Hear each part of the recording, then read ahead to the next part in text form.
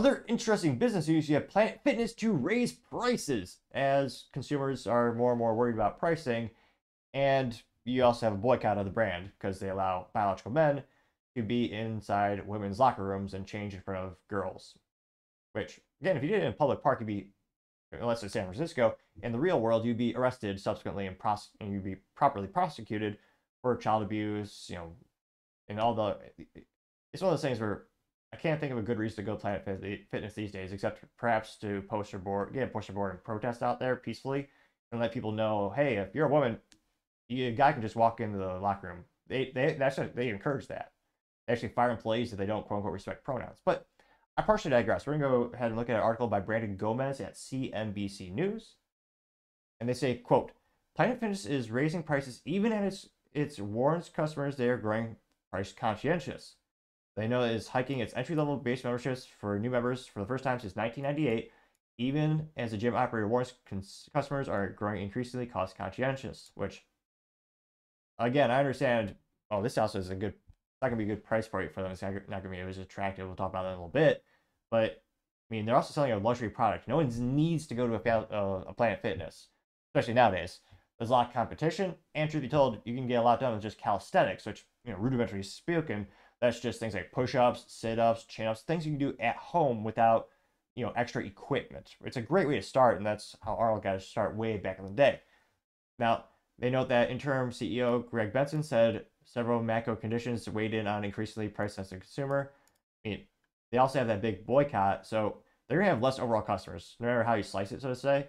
So I think that's another reason they need to increase prices. They're going to get, if you have fewer customers, you need to charge more per customer to maintain the business or expand the business.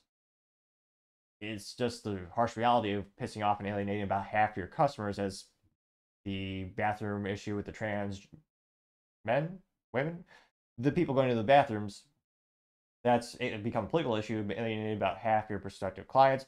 Now, that being said, they are probably getting a couple more clients who are going there because of those policies, because they agree with them. I mean, it's not zero in terms of the net, the people are joining. I do think the net result is negative overall in terms of a decreased headcount for the number of people who are actually signing up for Planet Fitness. Now, it looks like the Classic Card membership will be priced at $15 per month for new members starting this summer. Current members will continue to pay $10 per month for the duration of their membership. Wow. That's an astronomical statistical increase. And also terrible for consumers. I'm actually surprised they never went with the $9.99 shtick, which in retail, I mean, there's a scientific reason everything ends in 99 cents at a grocery store, or any store for that matter. It's a psychological phenomenon. It's fascinating. Well, quite simple. People will always think the bigger number. So it's $9.99. People will think in their head that it's $9. Now, that being said, pretty much every state in the United States has a sales tax. So in Texas, it's 8.25%, unless it's a grocery item or a certain category.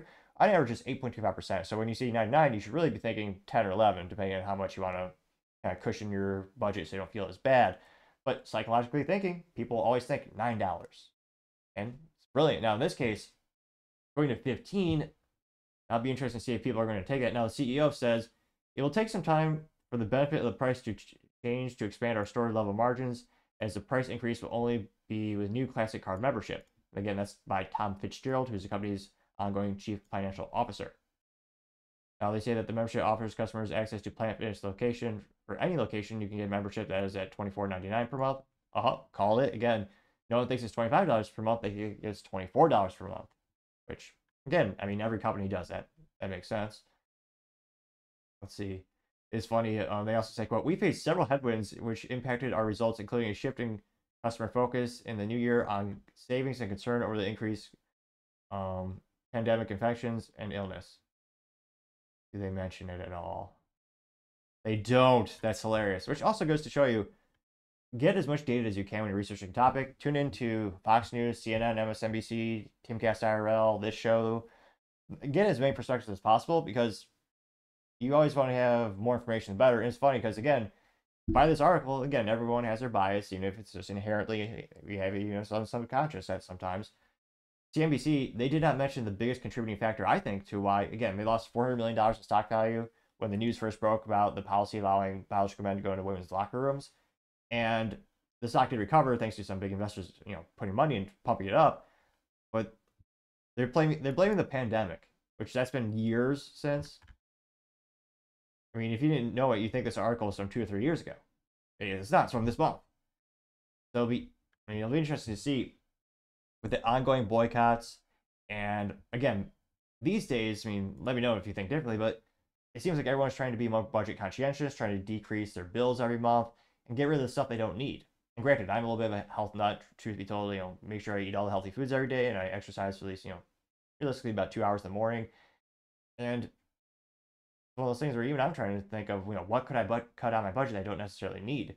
Now, thankfully, even though I own a home, I rent one, but I do have a place where I have a couple of dumbbells. I have an old, well, by now it's considered an antique treadmill, but it's commercial grade. And in order to get me to the gym, there'd have to be an extraordinary amount of value added, which I'm not really seeing at the moment in terms of current market offerings. But I mean, let me know in the comments. I actually just had a neighbor who just bought a bench press. Now that I think about it, he's assembling it in the driveway yesterday. And again, he could. There's a gym. What was it? Not even 15 minutes from where we live, and yet a lot of people are just building them at home. Partially because of convenience, but partially because of cost to long-term ROI. And of course, your time is very invaluable. You spend 15 minutes to get to the gym every day. That's a 30-minute round trip. You got gas tolls depending on where you live.